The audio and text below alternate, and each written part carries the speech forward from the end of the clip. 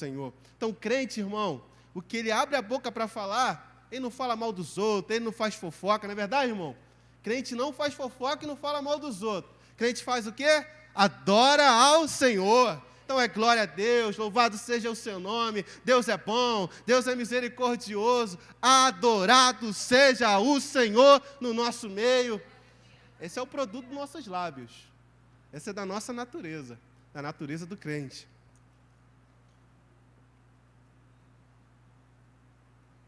O mundo tem o seu linguajar, tem os seus termos, e o cristão também. Então esse exercício gera um hábito. Esse hábito, um costume. Esse costume nos forma. Apesar de eu ter falado aqui rapidamente, brincando, senta, dá um glória a Deus, esse tem que ser o nosso hábito, irmão. Esse tem que ser o nosso costume. Está difícil? Glória a Deus. Está ruim? Glória a Deus. Está difícil, está difícil, está difícil. Glória a Deus, glória a Deus, glória a Deus. Louvado seja o nome do Senhor. A Ele toda honra, a Ele toda glória. Ele sabe de todas as coisas. Deus está no controle. Não são frases vazias. É a realidade espiritual que o crente precisa tornar visível e audível àqueles que estão ao nosso redor. Então, quando alguém passa na rua e vê a igreja cheia, ele tem que ouvir, glória a Deus, aleluia, louvado seja o nome do Senhor. A igreja está na terra, ela está viva, ela é sal, ela é luz. A voz da igreja precisa ecoar nesse lugar. Então, quando a gente fala isso, não é emocionalismo. Não é para você fazer porque o pregador está pedindo, não é para você fazer porque o pregador precisa de uma resposta, não é para você fazer porque o pregador vai se sentir bem. Não, essa é a natureza da igreja. É o que somos. Tira isso de nós, sobra nada. Arranca o precioso fruto do crente, que é adoração ao teu Deus. E acabou o crente. Mas, indo aqui para a palavra, e eu queria pregar sobre o tema, é tempo de arrependimento e frutificação. É tempo de arrependimento e frutificação. Você podia repetir isso comigo? É tempo de arrependimento e frutificação. É o nosso tempo. A igreja tem vivido de muita informação, de muito conteúdo. A igreja está globalizada, a igreja está modernizada. A igreja tem muitos mestres, muitos doutores. O louvor com muitas plataformas. Na verdade, o louvor atingiu todas as plataformas de tecnologia existentes no mundo já, irmão. Não estão para trás em nada. Na igreja tem juiz, tem doutor, tem desembargador, tem governador. Eu acredito que terá um presidente crente ainda no nosso país, amém? Tem juiz que é crente, está lá, é evangélico, está lá. Irmãos, estamos assumindo lugares que há muito tempo foi profetizado e que os crentes entenderam que deveria assumir. Porque precisa haver alguém que tenha a voz de Deus em todos os lugares.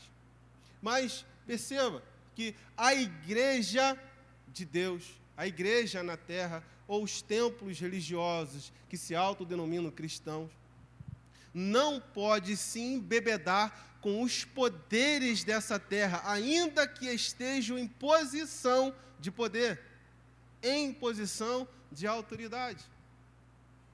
Nós, ainda que nesses lugares, não podemos ser estes lugares. A autoridade ainda é o Senhor. Nós ainda nessa terra fazemos a vontade de Deus. Mas o que nós estamos vendo é um povo, é um grupo de pessoas que se autodenominam cristãos, que estão em muitos desses lugares, e igrejas que estão bem avançadas na modernidade, no seu linguajar, na sua estrutura, na sua plataforma, como você queira entender aí, que estão se embebedando com essas formas, e estão esquecendo da missão. E Deus falou comigo nesse sentido, que, Tiago, é tempo de frutificar, é tempo de expandir, é tempo de conquistar, é tempo de vencer, é tempo de ter, é tempo de possuir, é tempo de avançar, é tempo de conquistar territórios. Mas, Tiago, antes disso, é tempo de se arrepender. O povo de Israel foi chamado para conquistar, irmãos. O povo de Israel, na verdade, glorificaria a Deus nas suas conquistas, nas suas posições. É a bandeira de Deus na terra. Enquanto o povo de Israel, com o único Deus, o Jeová, o Iavé, ia conquistando as terras, aqueles povos que eram derrotados viam que aquele povo que os vencia tinha um Deus poderoso. E esse Deus deveria ser adorado. Era uma guerra espiritual. Era uma guerra de qual Deus é mais poderoso. Lembra de Elias e os profetas de Baal? O Deus de verdade vai responder com fogo. Vamos para dentro? Vamos? Vamos disputar isso aqui? A guerra daquele tempo não era só de conquistar lugares. A guerra era de saber quem era o Deus verdadeiro. Então a ideia de conquistar não é conquista pela conquista. Não é estar por estar. Não é assumir lugares por assumir lugares. Não é vitória por vitória.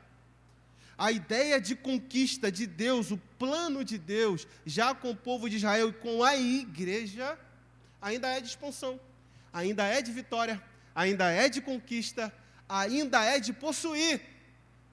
Mas o plano central é de que o povo veja quem é o Deus que está fazendo a igreja conquistar e possuir. Quem é o Deus da tua vida, meu irmão? Quem é o Deus da minha vida, minha irmã? Quem é o Deus que nos faz vencer o inimigo? Esse é o plano, essa é a ideia. É isso que Deus está falando conosco na sua palavra de Gênesis a Apocalipse. E Deus falou comigo, é tempo de arrependimento, quer frutificar, mas tem um passo. Precisam voltar ao plano original. Precisam ter um coração quebrantado e arrependido. Aqui nesse texto de Lucas 13, você pode acompanhar comigo na sua Bíblia. Jesus começa a conversar com alguns homens naquele tempo, e uma situação está acontecendo ali, e Jesus usa aquela situação para promover o ensinamento, o que é muito comum de Jesus. Jesus usa de determinados cenários para construir uma verdade no coração daqueles que ouvem Ele. E eu creio que Deus nos chamou aqui nessa noite, irmão, para construir uma verdade no nosso coração. Amém, irmãos?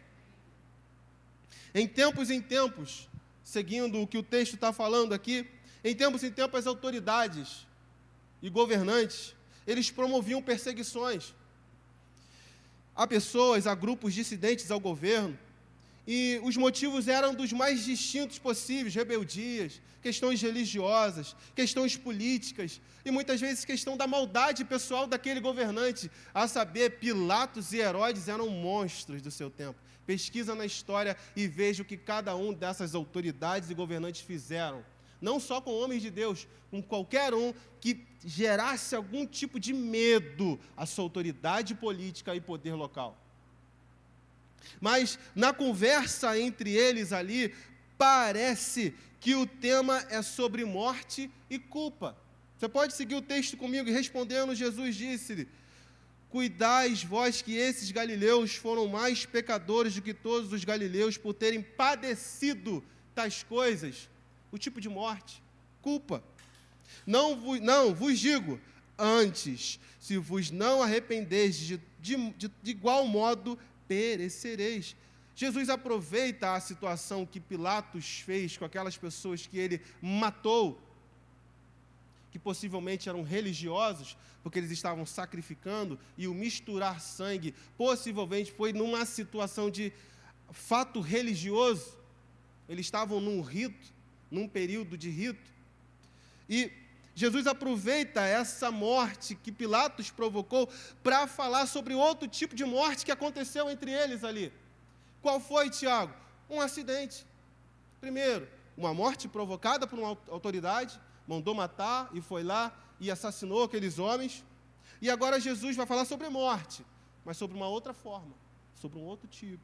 Olha aqui, e aqueles 18, sobre quais caiu a torre de Siloé, e os matou, cuidais que foram mais culpados do que todos quantos homens que habitam em Jerusalém?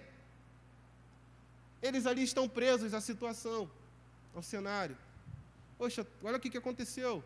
Pilatos mandou matar aqueles homens, e no meio de um ritual, no meio de uma parte religiosa, ele nem se importou, ele foi lá e fez dessa forma.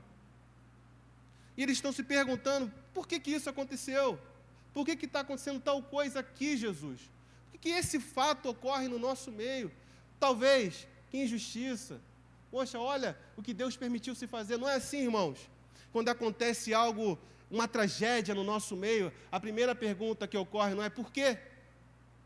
Por que Deus permitiu tal fato? Por que está acontecendo no nosso meio? Por que nós temos governantes assim? Por que nós temos juízes injustos? Por que nós temos presidentes que colocam outros deuses no Palácio do Planalto com o nosso dinheiro? Por que nós temos presidentes que investem em carnaval, que está fazendo bruxaria no meio de uma TV para todo o mundo e ainda chama da maior festa do universo, do mundo, com o nosso imposto? Por que, Deus, se investir em algo tão tenebroso que gera tragédias, pedofilia, assassinatos, roubos, acidentes? Esse é o período, irmão, e pode pesquisar aí, que as tragédias acontecem. E é tão poderoso esse período, no sentido maléfico e entregue a Satanás, que isso reverbera até depois. É o pré, é o durante e o pós. Vocês estão observando uma tal de uma doença mpox, não sei como é que fala, mpox, é isso? Lembra da pandemia? Lembra do coronavírus? Começou quando? Depois do carnaval.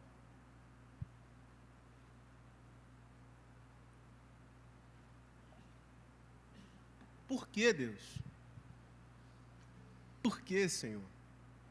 Vamos tratar a morte e o texto aqui. Está observando lá, Senhor, o que aconteceu com Pilatos? E Jesus traz a situação. Olha,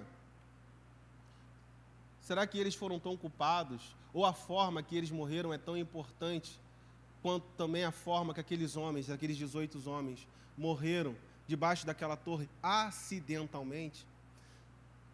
Enfim, o que Jesus está tratando aqui no texto, o sumo do texto é: o que importa para vocês. Olha o 5, versículo 5. Vem comigo aqui, irmãos. Versículo 5. Não vos digo sobre culpa. Não vos digo que eles sejam mais culpados ou não. Não vos digo que importa a vocês pensar nisso. Vos digo isso antes. Se vocês não se arrependerem, todos de igual modo perecereis. Meu irmão, não se prenda a estas questões dos porquês. Se prenda ao essencial. Por quê? Porque ao homem, a natureza do homem é dada a morte. É natural o homem morrer, independente da sua forma. A morte veio com o pecado. Importa-se atentar para uma vida de arrependimento, para que a verdadeira morte não te alcance. É isso que Jesus está falando aqui. Se importem, vocês que estão vivos, a se atentar para a vida que vivem, para que quando ela vos buscar, quem? A morte, ela não seja efetiva na eternidade. Então, viva uma vida de arrependimento. Já parou para pensar que muitas vezes nós nos colocamos na posição desses homens? Filosofando, teologando, pensando, conversando sobre temas tão fúteis, que não nos leva a lugar nenhum. Já parou, irmão, para pensar nisso? Que quantas vezes nós questionamos poderes, autoridades, o carnaval, a gente fica na rede social respondendo insultos do carnaval. Meu irmão, o que esperar do carnaval é isso aí, é daí para pior. Não fica respondendo no Facebook, não fica respondendo no Instagram, não fica postando coisa mais não, irmão. Sabe por quê? O que é dos mortos, é dos mortos. Carnaval, vai para o carnaval. Quem é do carnaval, quem é filho do diabo e quem quer viver sem arrependimento. E quando a morte o encontrar, será efetiva sobre a vida dele. E a nós, Tiago, se arrependa, se arrependa, se arrependa e se arrependa. O sal precisa continuar sendo sal. A luz precisa continuar sendo luz. Se atente para isso. Se preocupe com isso, tenha atenção nisso, vasculhe isso, observe isso, discuta com você mesmo no quarto sobre isso. A nossa vida espiritual, como é que está?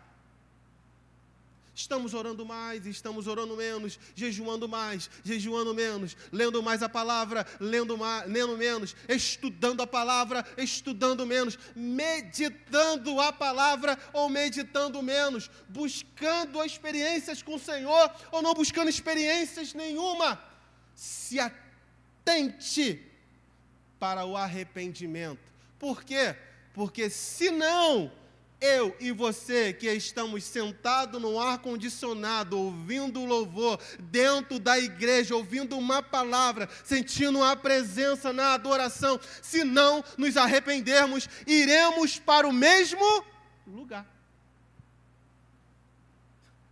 Que loucura isso, irmãos. O povo que está aqui sentado pode ir para o mesmo lugar que o filho lá do inimigo está sambando lá. Você acha isso impossível? Jesus diz que não. Pode alguém estar aqui na casa do Senhor e ter um coração duro? Pode. Pode estarmos aqui com a mão levantada, mas o nosso coração de pedra? Pode. Podemos até estar numa mesa de ceia e estar de cara emburrada com outro irmão? Pode. Estou dizendo algo que os irmãos não saibam? Talvez Jesus está dizendo algo que eles saibam. Mas Jesus pega toda a conversa, todo o assunto, tudo que eles estão tentando rodear e fala assim, vocês estão de papo, vocês estão de assunto. O que importa para vocês não é saber de coisas tão profundas. O que importa para vocês é saber de coisas simples e praticar o básico. Precisamos voltar, irmãos, a praticar o básico. Uma igreja que se arrepende, uma igreja contrita, quebrantada, uma igreja que ora, uma igreja que jejua, uma igreja que chora, uma igreja que é sensível à voz de Deus, uma igreja que sabe que é Jesus que está falando, uma igreja que entende a voz do seu pastor, uma igreja que sente o Espírito Santo e não sabe viver sem Ele. É isso que a gente precisa. A gente não precisa de muito, irmãos. Só precisa de um homem cantando com um violão. Ou só cantando, ou nem cantando, adorando. O que nós precisamos é da presença de Jesus no nosso meio. O que nós precisamos é da simplicidade da fala de Jesus e de uma vida sincera. Não precisamos de muito, irmãos. Tiago, e se arrancarem tudo isso aqui, ainda existirá uma igreja. Se arrancarem o telhado, se arrancarem as paredes, não pode arrancar a igreja. Aleluia! Nem do lugar a gente precisa. É confortável, eu quero. E que melhore cada vez mais, amém? E vai melhorar, em nome de Jesus. Mas, volta para o conteúdo, para o principal, para o essencial. Acaba aqui, Tiago? Não. Jesus está explicando para eles. E Jesus, irmão, é um professor maravilhoso. Olha o que Jesus faz a partir do versículo 6. Jesus começa a ensiná-los agora como um mestre. Vou contar-lhes uma história. Vou contar-lhes uma parábola. E olha o 6. E dizia ele esta parábola. Um certo homem tinha uma figueira plantada na sua vinha e foi procurar nela fruto, não achando. E disse-lhe ao jardineiro, vou falar jardineiro, irmão, porque o termo aqui é jardineiro. Vinhateiro, eu fiquei treinando em casa, e quando eu prego eu vou treinando, tá? Não sei se tem pregador aqui que faz isso. Eu dou umas treinadas nas falas, pastor, nas frases. Aí eu fiquei falando vinhateiro, eu erro. Olha, eu vou falar vinhateiro não, vou falar jardineiro, que é mais fácil. Então o texto aí é jardineiro. Tá bom, irmão? Amém, queridos? E disse ao jardineiro, eis que há 3 anos venho procurar fruto nessa figueira, e não o acho. Corta, porque ocupa ainda a terra inutilmente. E respondendo ele, disse-lhe, Senhor, deixa esse ano, até que eu a escave e a esterque.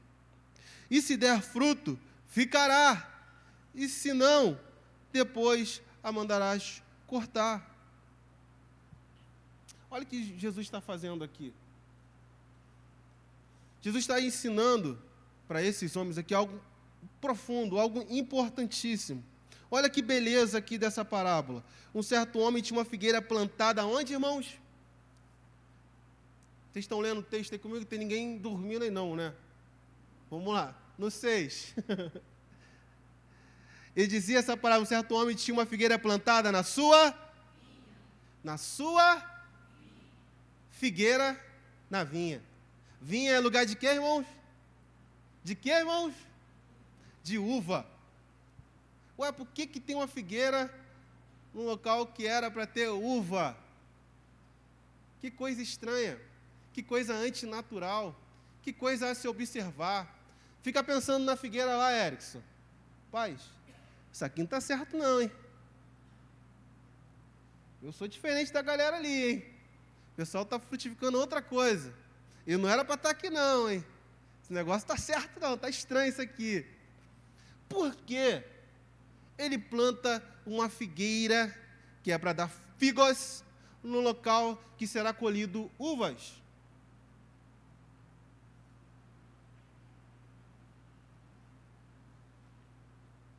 As árvores eram símbolos proféticos de nações.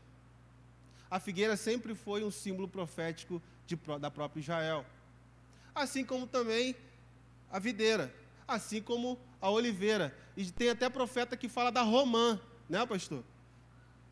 Então as árvores aqui são símbolos proféticos do plantio do Senhor na terra sobre essas árvores. Mas o mais importante aqui é sobre a frutificação.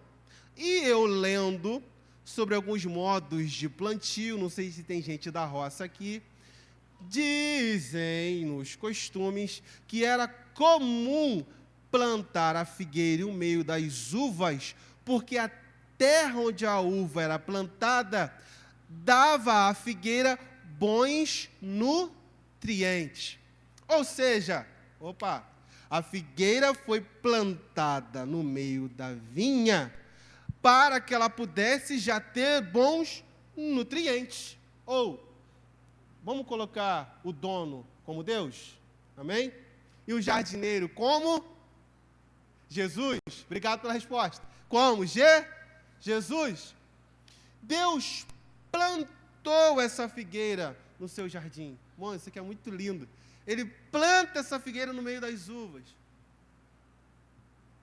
Ele planta lá dizendo, eu estou colocando você, que não é daí, nesse lugar, sabendo que esse lugar é propício para você frutificar. Eu sei que esse lugar tem condições de dar uma terra para você produzir fruto, figueiras. E eu irei buscar em você os frutos. Meu irmão, minha irmã, se você foi plantado neste lugar, Deus fez sabendo exatamente que você pode frutificar aqui nesse lugar. Estou falando para você, individualmente, se você foi plantado na DCCI, na Assembleia de Deus, Centro Cristão Internacional, Ele sabe que essa figueira, que é você, tem condição de produzir frutos aqui. Aleluia! A terra tem nutrientes suficientes para você produzir frutos. Ó, figueira. Ele te plantou, Ele plantou a tua família, Ele plantou a tua casa, Ele plantou a tua esposa, Ele plantou o teu marido, Ele plantou os teus filhos. Ele sabe que é propício frutificar, e Ele vai buscar, porque se Ele plantou, Ele sabe que é bom, Ele não erra. E se Ele está indo lá, Ele sabe que existe a possibilidade de produzir frutos. Ele não vai à toa. Se tem gente aqui indeciso, sabendo, será? Meu Deus, o que está acontecendo? Por quê? Meu irmão, você foi plantado pelo Senhor e Ele não erra no seu plantio. Aleluia! Permita que as suas raízes se aprofundem, irmãos. Permita sugar os nutrientes que existem no lugar. No tempo certo o fruto vai ser gerado. Foi Deus que te plantou, aleluia. E Ele não erra. Mas por algum motivo, ele chega naquele lugar e ao procurar, ele não encontra. Vem comigo, irmão, não se perde, por favor. Ele chega lá, tem condição para frutificar, sim ou não? É figueira na vinha? É. Mas pode frutificar, sim ou não? Foi Deus que plantou aquele lugar, foi o dono, sim ou não? Mas não produziu frutos. E o tempo é suficiente para a produção de frutos. Quanto tempo ele esperou ali? 3 anos ele tem ido lá e nada. Vai, não tem. Vai de novo, não tem. Vai e não tem. O que ele faz? É a justiça, pastor. O local é bom. Tem condição de dar fruto. O problema não é a vinha. E eu vou te dizer, não está na parábola, foi conjecturar sem cometer uma heresia. Senão nunca mais eu prego aqui. Pode ser que a figueira estava dando olhada, quando ele vai buscar fruto na figueira, não tem, mas olha para a uva, lotado de uva. Ou seja, não é a terra. É por isso, irmãos, quando você olha para o lado aí, irmão. Se for feio igual eu, não se assusta. Mas olha para o lado aí, olha para o lado. Olha para o lado, irmão. É diferente, não é? Somos diferentes? É isso aí. Figueira, uva, romã, oliveira. Figueira, uva, romã, oliveira. Figueira, uva, romã. Tem gente que entendeu. Figueira, uva, romã, oliveira. Figueira, uva, romã, oliveira. Estão na mesma terra, cuidada pelo mesmo dono, e é para produzir a mesma quantidade de fruto, e é amado do mesmo jeito. Somos diferentes, mas é para produzirmos fruto no mesmo lugar. Aleluia! Somos distintos, irmão, no jeito de falar, no jeito de vestir, em tudo, a gente é diferente. Mas Deus nos ama da mesma forma, o cuidado é igual. A cobrança também. Olha o que Deus faz aqui. Eu já estou falando que é o próprio Deus aqui, tá, queridos? Vem comigo, vem comigo. E respondendo, e disse ao jardineiro, o dono diz ao jardineiro, 3 anos eu venho procurar fruto nessa figueira e não acho. Corta, porque ocupa ainda a terra inutilmente. Ninguém foi plantado, irmão, para ficar de enfeite. Tem gente que se esconde. Pode se esconder de mim, pode se esconder do pastor, pode se esconder da pastora, pode se esconder do missionário, do bispo, do apóstolo, do líder. Pode se esconder, irmão, mas não se esconde do dono. Pastores e líderes são gestores, mordomos, servos do dono. Ele está aqui só para gerenciar, pastorear, direcionar, ter os cuidados.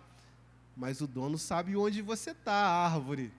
Figueira, ele vem procurar os frutos. Nenhum investimento de Deus é colocado de forma inútil. Se Ele investiu na sua vida, Ele vai vir procurar você. Cadê você, figueira? Cadê seus frutos, figueira? Por que está se escondendo atrás dessas folhas, figueira? Cuidado, irmão. Com o tempo, a figueira, quanto tempo? 3. Quanto tempo? 3 anos. Cuidado. Essa figueira pode começar a achar, pastor, que não precisa produzir fruto. O lugar está bom, o lugar está gostoso, o ambiente é bom, os nutrientes me enchem, eu estou forte, mas produzir fruto requer muito recurso, muito esforço meu. Melhor não, deixa eu com a minha folhagem bonita. E isso me leva para uma outra situação que Jesus passa. Jesus no caminho com os discípulos, indo para o templo, ele vê pelo caminho uma figueira. Olha ela aí de novo. E Jesus se alegra com a sua folhagem. E vai nela, dá para eu levantar? Espero não derrubar. Jesus se alegra com a folhagem. Renata nos ensinou, irmão, esse cunho artístico é culpa da Renata, porque a gente fica fazendo aquele do final de ano, um musical do final do ano, e a gente fica com esse cunho artístico, tá bom? Mas vem aqui, ó, Jesus passa pelo caminho e vê o quê? Uma Jesus vai lá, tá bonita, tá com folhagem, tá me dizendo que tá com força e com potência suficiente para produzir frutos. Tô com fome, vou lá buscar o fruto. Procura e nada, irmãos. Jesus vai embora, passa e deixa para lá.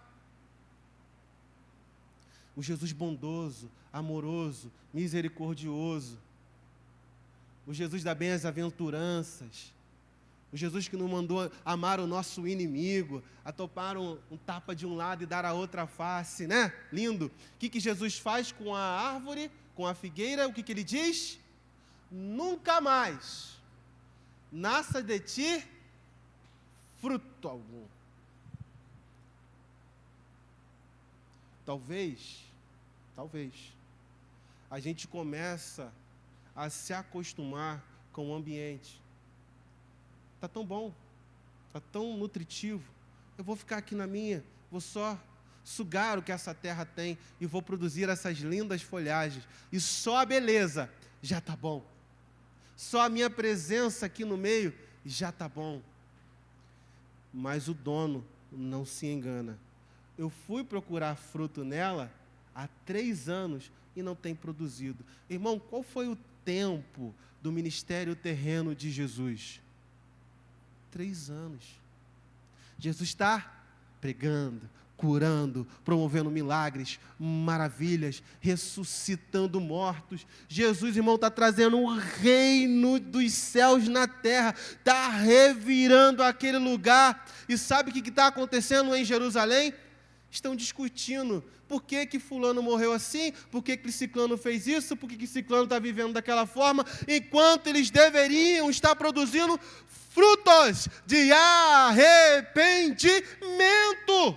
Há quanto tempo a igreja está aqui nessa terra, pregando a palavra de Deus, curando, libertando, ressuscitando, sendo sal, sendo luz, e o que se debate, o que se discute, o que nós estamos vivendo,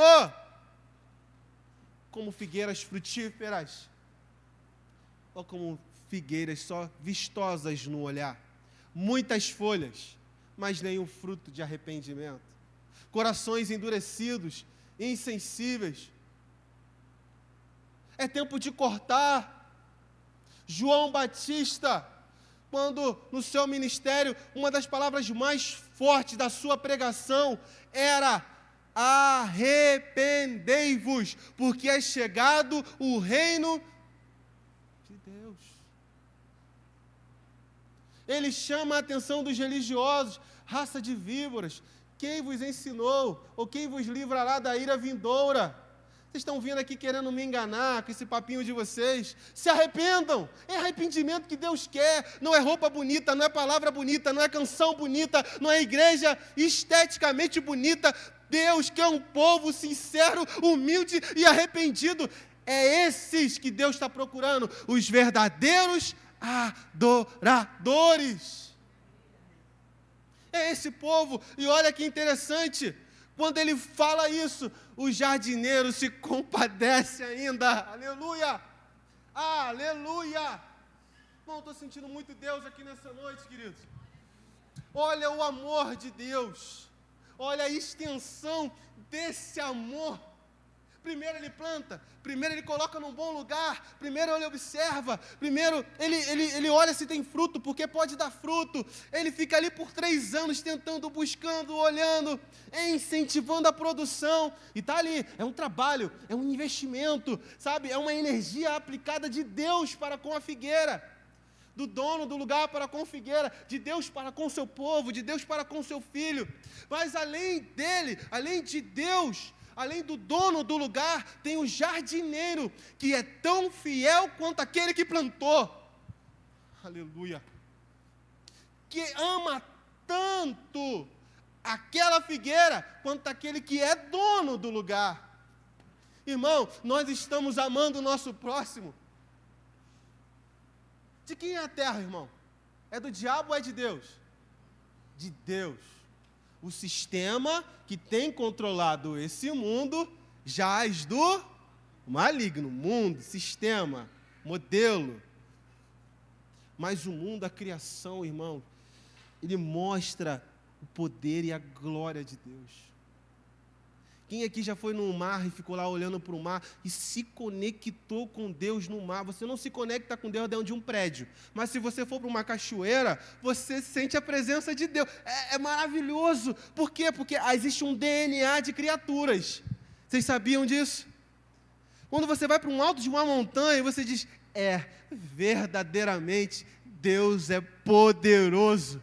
Ele é o arquiteto desse mundo. A glória do Senhor eu vejo na sua criação. Olha essas nuvens, olha os desenhos dessa nuvem. Olha esse mar, a imensidão desse mar. Eu não consigo enxergar o fim dele. Olha essas montanhas que cercam esse lugar. Olha essas chuvas tão poderosas que um pouco dessa chuva toma todo um lugar. Tremendo e terrível é o nosso Deus. Que Deus poderoso é esse que construiu tudo com o poder da tua palavra. Aleluia! Esse mundo é do nosso Deus, irmãos. E Ele deu. E o homem perdeu o governo, mas Ele deu o governo ao homem. E em virtude do pecado do homem desobedecendo a Deus, Ele pede o governo dessa criação. Que Deus envia um outro homem perfeito, cheio de glória, poderoso em obras, conhecido como profeta, mas era o Cordeiro de Deus, manifestado em carne, e recupera o poder, o governo e a autoridade está sobre ele. Ele é esse jardineiro. Aleluia! Aleluia! E é Ele que, sabendo das nossas dores e das nossas iniquidades, e das nossas limitações, que vai dizer, espera um pouco, farei uma obra no meio deles. Ele ainda tem uma obra na sua vida, irmão. Ele ainda tem uma obra na sua família, meu irmão e minha irmã. Ei, não corta agora não. Não desiste agora não. Estou sentindo muito Deus aqui, queridos. Não para agora não, não desiste agora não, não corta agora não. Quem sabe o fim da árvore é o jardineiro. Ele vai cavar mais, ele vai adubar mais, ele vai cuidar mais. Acredita, Jesus tem poder de mudar o quadro. Aleluia! A terra já é boa. A situação já é favorável, mas tem situações que você precisa confiar mais no jardineiro. É um jardim um pouco difícil, eu sei. Está complicado de você cuidar, está complicado de você olhar. Deixa na mão do jardineiro. Entrega para ele. Essa situação da vida, essa situação da família, essa situação do trabalho, tem hora que tem que fugir da nossa mão, jardineiro. Só o Senhor mesmo, só o Senhor mesmo, só o Senhor mesmo. Minha filha, só o Senhor mesmo. Meu filho, só o Senhor mesmo. Meu ministério, só o Senhor mesmo. Meu trabalho, só o Senhor mesmo. Minha família, só o Senhor mesmo. Essa enfermidade, só o Senhor mesmo. Essa salvação, só o Senhor mesmo. Ele diz, espera, dá mais um tempo, acalma seu coração, deixa que eu tenho capacidade e experiência para tratar dessas árvores. Olha o que ele diz, aleluia, aleluia, deixa este ano, até que eu a escave e eu a esterque.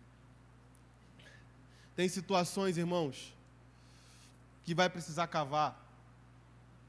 Tem situações que vai precisar fazer um diagnóstico mais profundo. a gente não consegue observar de fora. Amém? Não dá. A gente olha assim, pô, tá tudo bem, tá tudo certo, né? Tá ali, tá aqui, tá comigo. Pô, tá tudo certo, tá tudo bem. Visualmente e externamente tá tudo bem. E a gente começa, poxa, mas por quê? Por que não está frutificando? Por que não está acontecendo? Por que não está fluindo? Por que não está expandindo? O jardineiro precisa cavar mais fundo. Tem questões que Jesus vai botar a mão.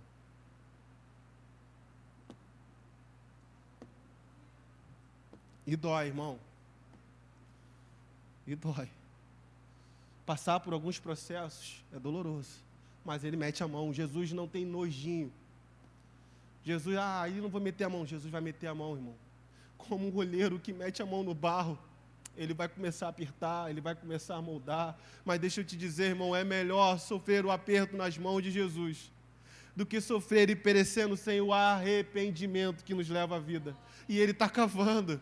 E ele está cavando, e você está sentindo que ele está cavando mais fundo, e está chegando lá, e ele está cavando, e ele encontra, talvez uma raiz que está podre, era ali, eu sabia, está bonito por cima, está com um tronco aparentemente bom, mas tinha uma raiz importante que eu precisava quebrar, cortar, sarar, como Oséias, se não estou enganado, é Oséias que fala, ele fez a ferida e a ligará. Se precisar cortar, vai cortar. Se precisar arrancar, ele vai arrancar. Mas não é para te matar, é para te dar mais vigor, é para te dar mais força, é para te dar mais experiência. Já viu quando a gente passa por uma situação difícil, um deserto, uma luta, um problema, está faltando tudo, eu já passei por isso, irmão, está faltando tudo dentro de casa, geladeira, irmão, está igual aquela discoteca, só luz e fumaça. Você abre a geladeira, só falta o som, porque só luz e fumaça, não tem nada. No máximo uma aguinha, você põe uma aguinha lá dentro. Difícil, apertado, negócio arrochado, você está chorando, você nem ora mais, você chora. Passou um tempo na minha vida, irmão, que eu não conseguia nem repetir as minhas orações, pastor. Sabe o que eu fiz? E minha esposa é testemunha. Eu escrevia. Coisa de doido. Sabe escrever. Cheio de cartinha minha falando. Senhor, não deixa, Pai, que o meu coração se desvie em virtude das situações e dos cenários. A Tua palavra diz, a gente começa a querer convencer Deus. Escrevendo, eu estava cansado da minha voz. Oh Deus, porque a gente começa a viver uma lamúria. A situação vem aqui, ó, a situação começa a te conduzir até nas orações. Você começa numa lamúria. Mas não, irmão, as situações são para produzir um novo crente, uma nova crente, um novo coração, uma nova mente, uma nova criatura, uma criatura com experiência com Deus. E ele está dizendo aqui, ó, calma, espera mais um ano, eu vou escavar e eu vou adubar. Há quem diga, eu já ouvi pregações nesse sentido, que o jardineiro, aqui nesse esterco, eu prefiro a palavra adubar, o adubo, colocando Jesus nesse símbolo dessa parábola aqui, Jesus foi até o final. Jesus tratou no seu ministério terreno, fez o possível e o impossível, e Jesus vai até o final. Ele, evangelista, aduba a nação de Israel e a igreja. Com o que, queridos, que Jesus aduba? Com o seu próprio corpo. O jardineiro era tão fiel ao dono que ele adubou com a sua própria vida. Eu creio nesse sentido também espiritual, de que Jesus foi até o final para nos dar as condições necessárias para aquilo que o dono está requerendo dele. O que o dono aqui está requerendo dele? Que a figueira frutifique. Jesus, como o jardineiro no nosso símbolo espiritual aqui, vai até o final. Ele escava e ele aduba, ainda com que a sua própria vida. E a igreja está fundamentada nessa verdade. Está fundamentada sobre a pessoa de Cristo, sobre a sua morte e ressurreição. ressurreição. Esse é o basilar da igreja, a morte e a ressurreição de Cristo. A igreja vive sobre isso. Então, a igreja e todos que aqui estão são obrigados naturalmente a frutificar. Nada nos impede, irmão, de frutificar.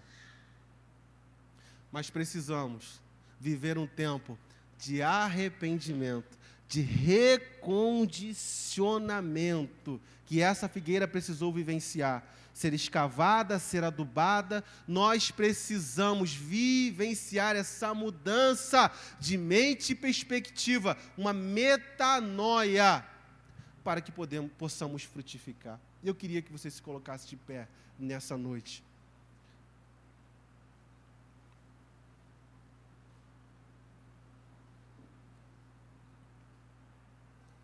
Temos andado discutindo sobre muitas coisas, irmãos. E não temos mais tempo para isso, não. A igreja de Cristo não tem mais tempo para perder tempo.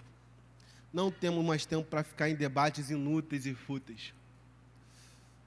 Deus nos plantou nessa terra, irmãos, e Ele mesmo sacrificou a si mesmo para que possamos estar sobre essa verdade e frutificarmos nele. É tempo de arrependimento e frutificação. A igreja foi chamada para frutificar. Você, irmão, individualmente, foi chamado para dar muitos frutos. Olha para quem está do teu lado e diz assim: você foi chamado para dar muitos frutos. Amém, queridos? Eu quero orar com vocês. E eu quero orar que seja um tempo de um arrependimento individual e coletivo. O ano está começando na cabeça dos brasileiros. Para a igreja começou há muito tempo.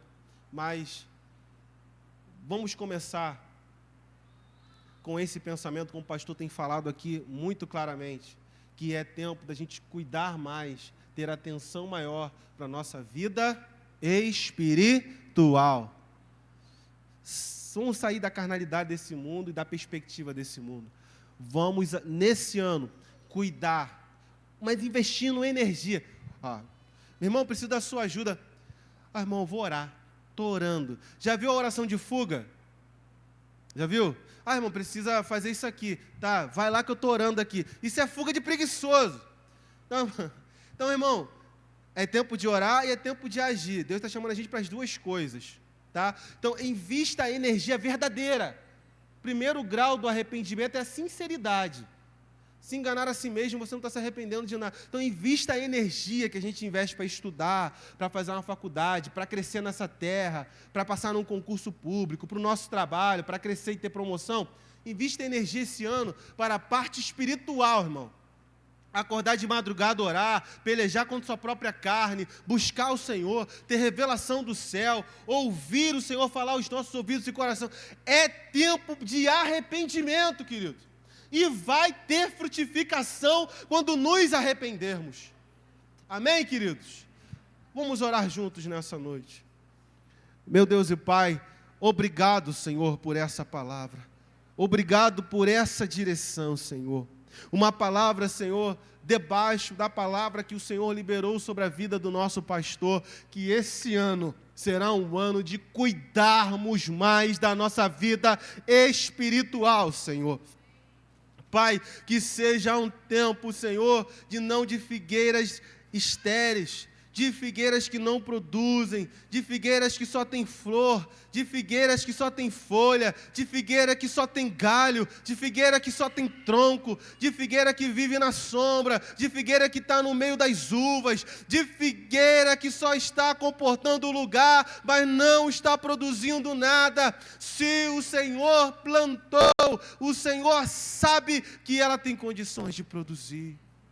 Meu Deus e Pai, eu te peço nessa noite, sonda os corações aqui nesse momento e que o Senhor traga um tempo de arrependimento individual e coletivo sobre nós, da Tua palavra, do Teu Espírito, que possamos voltar a chorar diante do Senhor, que possamos voltar a estar quebrantado diante do Senhor, que possamos voltar a Te buscar pelas madrugadas, que possamos buscar meditar mais na Tua palavra, que possamos, Senhor, buscar mais ouvir pregações, ouvir louvores, entoar palavras de santificação ao Teu nome. Pai, que seja um tempo dos crentes voltarem a ser sal e luz nessa terra, crentes que verdadeiramente andam com o Senhor, que sabem identificar a voz do seu pastor. Senhor, no nome de Jesus, nós clamamos a Tua presença real e manifesta neste lugar. E não saiamos desse lugar, Senhor, frios. Não saiamos desse lugar insensíveis. Não saiamos deste lugar sem entendimento, sem direcionamento, sem um posicionamento, Pai. Não deixa mais sairmos daqui sem sentirmos a Sua presença, sem nos arrependermos todos os dias dos nossos pecados cometidos todos os dias. Que seja um tempo de crentes quebrantados, de corações sensíveis, de corações chorosos pelas suas próprias misérias nesses dias. Que não julguemos o próximo, mas examinemos a nós mesmos. Como o apóstolo Paulo nos ensinou, que o homem deve examinar a si mesmo. Meu Deus e Pai, nos ensina a entender, Senhor, que é só um coração arrependido e quebrantado Te agradará. Senhor, nos ensina a entender nesses dias que só poderíamos frutificar em algumas áreas da nossa vida se as nossas raízes estiverem saudáveis no terreno que o Senhor nos plantou. Tira as incertezas, tira o coração de dobro ânimo, arranca, Senhor, meu Pai, a falta de fé, em nome de Jesus. Eu oro, Pai, nesses dias, que haja um povo vigoroso, um povo forte, um povo que marcha triunfante, de guerreiros vistosos, de figueiras cheias de frutos, de uvas, ó Senhor, produzidos pela vinha do Senhor, de figueiras produzidas, Senhor, pelas mãos do Senhor, por oliveiras, Senhor, meu Pai, pelas vides, Senhor, todo o seu plantio frutifique nesses dias. Meu Deus e Pai, eu termino, Pai, essa oração, clamando a Tua presença. Cumpre, Senhor, esta Tua palavra em nosso meio. Nós Te glorificamos, Pai, e Te exaltamos, no nome de Jesus. Amém e amém. Ainda de cabeça baixa, abra o seu coração, mas permaneça com seus olhos fechados e a sua cabeça baixa. Eu quero fazer um convite aqui nessa noite, a você que ouviu essa palavra, e você se sentiu como essa figueira, que há muito tempo não vem dando frutos, que você tem ouvido a palavra do Senhor, mas não tem frutificado. Você há muito tempo tem ouvido a palavra do Senhor, mas ainda não aceitou Jesus como seu único e suficiente Senhor e Salvador da sua vida. Eu quero deixar esse convite a você. Levanta a sua mão, eu quero orar por você nessa noite.